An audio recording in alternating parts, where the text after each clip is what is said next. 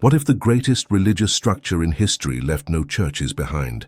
What if millions of people believed in one God, followed moral laws, feared divine judgment, and yet never bowed before priests, altars, or temples? And what if this system did not disappear by accident, but by design? Before you continue watching, leave a comment answering this question. Do you believe faith needs an institution to survive, or can belief exist without control? Subscribe to the channel, leave a like, and share your thoughts below, because what you are about to hear challenges everything we assume about religion, power, and history. Between the 17th century and the early 19th century, vast territories across Eurasia were labeled on European maps with a single name, Tartaria. From Eastern Europe through Siberia, Central Asia, and into the Far East, this immense region appeared unified not by borders or kings, but by culture, customs, and a shared understanding of the world. Travelers, merchants, diplomats, and military envoys who crossed these lands recorded something deeply unusual for their time. They encountered societies that believed in one supreme God, yet showed no signs of churches, no priestly caste, no centralized religious authority. This was not atheism, this was not pagan chaos. It was belief without institution. Accounts describe families who spoke of a single creator, a supreme judge, who governed the universe through moral law rather than ritual obedience. Right and wrong were not dictated by clergy, but taught through ancestry, daily conduct, and responsibility to the community. Faith was lived, not administered. Children learned about God at home, through stories passed down over generations, not through sermons. Seasonal customs reflected gratitude, humility, and reverence, yet no one collected tithes, enforced dogma, or claimed divine authority over others. Observers from Europe often struggled to categorize what they were seeing. Their writings reveal confusion. How could belief exist without hierarchy? How could morality persist without punishment from religious institutions? Some dismissed these societies as primitive. Others admitted, sometimes reluctantly, that crime was rare, social cohesion was strong, and mutual responsibility was deeply ingrained. In Tartaria, belief functioned as a shared moral gravity. God was understood not as a figure locked inside buildings of stone, but as an omnipresent force reflected in nature, family, and consequence. Oaths were sworn not before priests, but before one's own conscience and ancestors. Breaking moral law was believed to bring divine consequence naturally, without human enforcement. This raises an uncomfortable question. If belief in one God could exist without churches or clergy, then what purpose did institutions truly serve elsewhere? By the late 17th century, European powers were expanding aggressively. Empires did not only bring armies and administrators, they brought systems, legal systems, tax systems, and religious systems. Where Tartarian regions were absorbed, missionaries followed. Churches appeared where none had existed. Oral traditions were replaced with written doctrine. Moral law was standardized, regulated, and placed under clerical supervision. Official records from the early 19th century show a sudden shift in language. The decentralized beliefs once described with curiosity began to vanish from documentation. Tartaria itself faded from maps. Entire belief systems were reclassified, renamed, or simply ignored. Was this natural evolution, or was it historical erasure? Some researchers argue that belief without hierarchy posed a threat. A population guided by internal moral law is difficult to control. Without priests, there is no intermediary. Without temples, there is no central point of influence. Without fear of excommunication, power must rely on force rather than faith. Is it possible that what disappeared was not ignorance but independence? The more modern states expanded, the more uniform belief became. God gained representatives, faith gained rules, and history gained silence. The old way, where belief lived quietly inside households and daily conduct, left few monuments behind. No cathedrals, no sacred relics, only fragments in travel journals, administrative notes, and scattered descriptions that seem to contradict everything we are told about the past. And yet, those fragments remain. They whisper of a world where belief in one God did not require submission to institutions, where morality did not need surveillance, and where faith was not a tool of governance. And this leads to a final question for this part. If such a system truly existed, why was it never allowed to be remembered? Leave your thoughts in the comments. In the next part, we will explore the specific descriptions left by foreign observers and how their words may reveal more than they intended to say. The most revealing evidence does not come from legends or modern reinterpretations, but from the words of outsiders who had no reason to invent what they witnessed. Merchants from the Dutch Republic, envoys of the Russian Empire, Jesuit observers and independent travelers all left records describing the same unsettling pattern. They entered Tartarian lands expecting temples, idols, or priesthoods. Instead, they found something far more difficult to categorize: villages without churches, communities without clergy, yet everywhere a shared sense of divine order. One traveler noted that disputes were settled not by religious judges, but by elders who appealed to conscience, tradition, and the idea that God observed all actions directly. There was no confession booth, no absolution granted by another human being. Responsibility was personal and unavoidable. Another observer remarked that people spoke of God as something self-evident, not debated, not explained, but understood as a constant presence woven into daily life. What disturbed many Europeans was not the absence of ritual, but the absence of fear. There were no threats of eternal punishment administered by an institution. Moral failure was believed to bring consequence naturally, through life itself. This belief system did not rely on salvation narratives or redemption through authority. It relied on balance. Ethnographic descriptions from the 18th century mention prayer, but not in congregations. Individuals prayed silently, often outdoors, often alone. There were no designated holy days enforced by decree, only seasonal observances tied to agriculture, survival, and gratitude. These were not festivals of worship, but acknowledgements of order. The divine was not something summoned, but something respected. This form of belief created a paradox. European observers often admitted that these societies functioned with remarkable cohesion. Theft was rare, hospitality was expected, violence within the community was strongly condemned, and yet there was no visible religious enforcement mechanism, no sermons, no pulpits, no chains of command linking heaven to human authority. Some accounts hint at discomfort, even frustration. How could these people be governed spiritually if no one claimed spiritual power over them?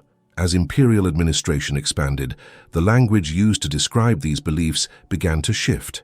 Early records spoke of a supreme creator.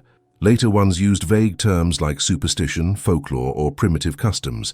What had once been recognized as belief was gradually reframed as absence of religion altogether. This reclassification mattered. If a people could be described as having no religion, then introducing one could be framed as progress rather than replacement. Missionaries arriving in former Tartarian regions often complained that locals resisted formal conversion, not violently, but passively. They did not reject the idea of one God. They rejected intermediaries. They saw no reason why divine truth needed structure, hierarchy, or buildings. To them, inserting clergy felt unnecessary, even suspicious. And suspicion may not have been misplaced. Once churches were established, moral authority shifted. What had once been internal became external. Behavior was no longer guided by inherited conscience alone, but by written doctrine and institutional judgment. Tithes appeared, records were kept. Faith became measurable, taxable, and enforceable. God, once present everywhere, was now accessed through designated channels. At the same time, references to Tartaria as a unified cultural space began to vanish from maps. Borders replaced regions. Labels disappeared. What could not be controlled administratively was dissolved conceptually. A belief system without leaders leaves no one to negotiate with, no one to convert at the top, no single figure to eliminate. This raises a troubling possibility. Was the disappearance of these decentralized beliefs truly accidental, or was it simply inconvenient? If belief can exist without institutions, then institutions are not divine necessities, they are human constructions. And constructions can be dismantled, replaced, or erased from memory. The more standardized religion became, the less room there was for silent belief. Faith was no longer something inherited quietly within families. It became something taught, monitored, and corrected. What survived of the old system did so only in fragments disguised as customs, proverbs, and unspoken assumptions passed down quietly, never recorded officially. And perhaps that was the intention. Because a population that believes directly, without intermediaries, answers to something higher than authority. And that kind of belief has always been dangerous. As the 19th century advanced, the transformation of these regions accelerated, not only through force or conversion, but through something quieter and far more permanent. Language, maps were redrawn, schoolbooks were rewritten, administrative terms replaced cultural ones. Tartaria, once a vast and loosely defined civilizational space, ceased to exist as a concept. Without a name, a memory weakens. Without memory, belief becomes untraceable. European cartographers had once used Tartaria as a convenient label for lands they did not fully control or understand. But once control increased, the label became unnecessary. It vanished almost simultaneously across different empires. What replaced it were precise borders, provinces, and national identities. Fragmentation made standardization possible. With standardization came official religion. State records from the early 19th century begin to describe the same populations very differently. Where earlier documents spoke of moral customs and belief in a supreme God, later ones refer to them as lacking religion altogether. This was not a neutral change in wording. It justified intervention, it justified instruction, it justified replacement. Education played a decisive role. Children were no longer taught belief through family lineage alone. They were taught doctrine through schools aligned with state and church. Oral transmission, once the backbone of Tartarian belief, was treated as unreliable, unscientific, even dangerous. Written texts replaced living memory. Authority replaced inheritance. What disappeared was not belief in God, but belief without permission. In many regions, churches were constructed rapidly, often with state funding. Clergy arrived speaking languages foreign to the local population. Services were conducted in unfamiliar tongues, yet attendance was mandated, recorded and enforced. Faith became visible, measurable, and controllable. What had once been invisible by nature became an administrative category. There are subtle clues that resistance existed, not open rebellion but withdrawal. Some communities attended services outwardly while maintaining older moral frameworks privately. Others complied outwardly but abandoned practice altogether. When belief is stripped of meaning and replaced with obligation, it loses its internal force. Travelers later remarked that populations once described as orderly and cohesive now appeared apathetic toward religion. This apathy was interpreted as spiritual failure. Rarely was it seen as disillusionment. One recurring theme in early descriptions of Tartarian belief was the absence of intermediaries. God was not approached through symbols, images, or representatives. This stood in direct contradiction to institutional religion, which depends on layers of authority. Once intermediaries were introduced, belief changed its nature. It became conditional. There is also the matter of records that no longer exist. Entire archives from regional administrations vanished or were absorbed into centralized systems. Ethnographic notes were summarized, edited, or omitted. What survived was filtered through the assumptions of those who replaced the system they described. Some modern historians argue that Tartaria was never unified culturally, only geographically. Yet this explanation does not address the consistency of observations regarding belief. Independent sources, separated by language and allegiance, reported the same absence of clergy, the same emphasis on moral conduct, the same quiet certainty of a single divine authority. Coincidence becomes unlikely at scale. What remains most striking is how threatening such a belief system would be to emerging modern states.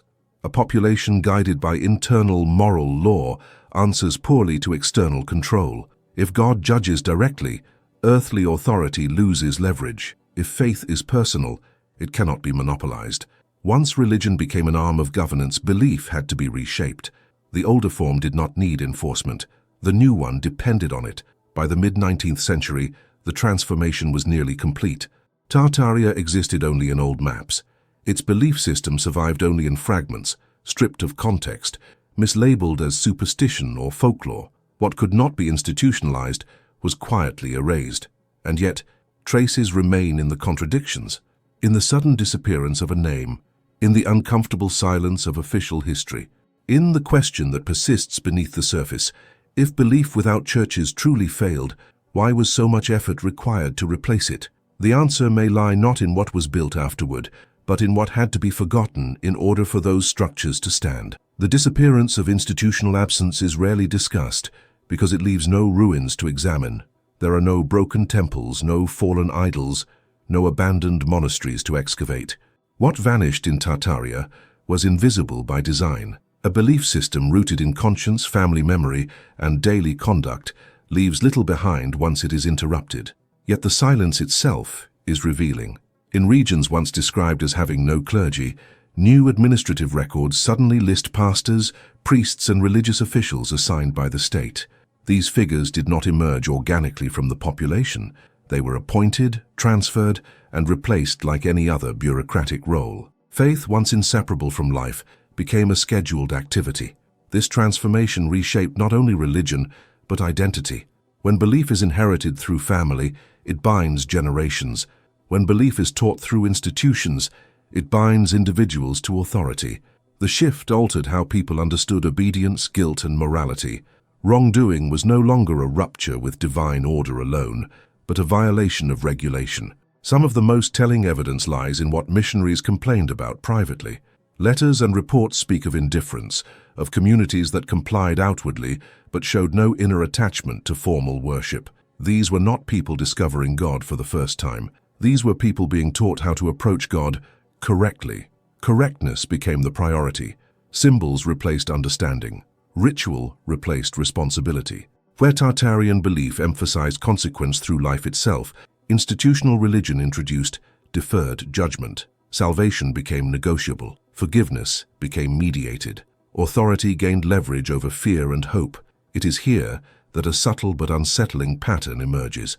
Populations once described as morally disciplined without oversight became subject to increasing surveillance. Registers tracked attendance. Records noted confession. Faith became something that could be audited. This was not spiritual evolution, it was administrative efficiency. The erasure of Tartaria from maps mirrors the erasure of its belief. A system that leaves no central leadership leaves no easy target. Dissolving the name dissolved the concept. Fragmented identities were easier to standardize. Once divided, each region could be redefined independently, its past simplified or ignored. Modern historians often ask why there is so little evidence of Tartarian religion. The question itself assumes that religion must leave architecture behind, but what if the absence of monuments was the point? A belief that lives within people cannot be conquered by destroying buildings. It must be replaced slowly, patiently, through education, policy, and normalization. And that is exactly what appears to have happened. By the time official histories were written, the earlier system was already gone. Its disappearance was framed as inevitability. Progress required structure. Civilization required institutions. Faith required supervision. Few questioned these assumptions because alternatives no longer existed in living memory, yet the idea remains disturbing. If millions once believed in one God without churches or clergy, then organized religion is not the origin of faith, but one of its possible outcomes. That realization undermines centuries of theological authority. It also reframes the relationship between belief and power. Faith without intermediaries cannot be taxed. It cannot be regulated. It cannot be weaponized easily. It offers no single voice to co-opt, no hierarchy to infiltrate. For any expanding state, such a system is not useful. It must either be transformed or forgotten. The speed with which this transformation occurred suggests urgency. Within a few generations, entire ways of believing vanished from official consciousness. What replaced them was presented as timeless tradition, even when it was newly imposed, and so the historical record appears complete, while something essential is missing. The absence invites a final question. If belief without churches truly failed on its own, why did it need to be overwritten so thoroughly? Why was silence preferable to acknowledgement? Because some ideas do not die when challenged. They only disappear when memory itself is broken. When belief is examined only through what survives on paper, silence is often mistaken for absence. But silence can also be evidence. In the case of Tartaria, what remains unspoken may be more important than what was recorded. A system of belief that left no hierarchy, no architecture, and no centralized authority would naturally leave little trace once it was replaced. Its disappearance would look clean, almost natural, and that is precisely what makes it suspicious. Faith without clergy removes a critical layer of control. There is no interpreter of divine will, no gatekeeper of forgiveness, no structure to enforce obedience through spiritual fear. In such a system, morality becomes internal, accountability becomes personal. Power cannot easily attach itself to belief. This may explain why the older system was not debated but overwritten. Instead of acknowledging that belief in one God existed independently, official narratives reframed the past as empty, chaotic, or undeveloped. The introduction of churches was described as enlightenment. Clergy were described as teachers rather than replacements. What came before was quietly reduced to nothing, yet human societies do not function without shared moral frameworks. The idea that vast populations simply lacked belief contradicts both logic and the testimonies of those who encountered them. Something was there, something coherent enough to sustain order across generations, and that something did not need permission. A belief system transmitted through families is resilient in ways institutions are not. It adapts. It blends into daily life. It does not announce itself. It survives quietly until it is deliberately interrupted. When that interruption occurs, it leaves no ruins to mourn, only habits slowly forgotten. This raises a final, unsettling possibility. What if organized religion did not replace chaos, but replaced independence? What if the true threat was not heresy, but self-governed belief? Throughout history, power has aligned itself with the divine whenever possible. Kings ruled by God's will. States legislated morality. Institutions positioned themselves as necessary intermediaries between humanity and the sacred. A belief system that bypasses all of this is not merely inconvenient, it is destabilizing. The disappearance of Tartaria from maps and memory may not represent the fall of a civilization, but the success of a transformation so complete that alternatives no longer seem imaginable. Faith became something you go to, rather than something you live. God became someone you access, rather than someone who observes directly. And yet the question refuses to vanish. If belief in one God once existed without churches or clergy, then faith is not born from institutions. Institutions are built around faith, not the other way around. That reversal changes everything. It suggests that what we recognize today as tradition may, in some cases, be the outcome of suppression rather than continuity. It suggests that silence in history is not always ignorance, but sometimes intentional forgetting, and it leaves us with a choice. We can accept the official narrative, neat and complete, where belief requires structure and authority. Or we can consider the possibility that something quieter once existed, something that did not leave monuments because it did not need them, a belief without walls, a God without intermediaries, a moral order carried not by doctrine, but by conscience. If such a system once shaped millions of lives, then its disappearance is not a footnote. It is one of the most profound transformations in human history. And perhaps the most important question is not whether it existed, but why remembering it still feels dangerous.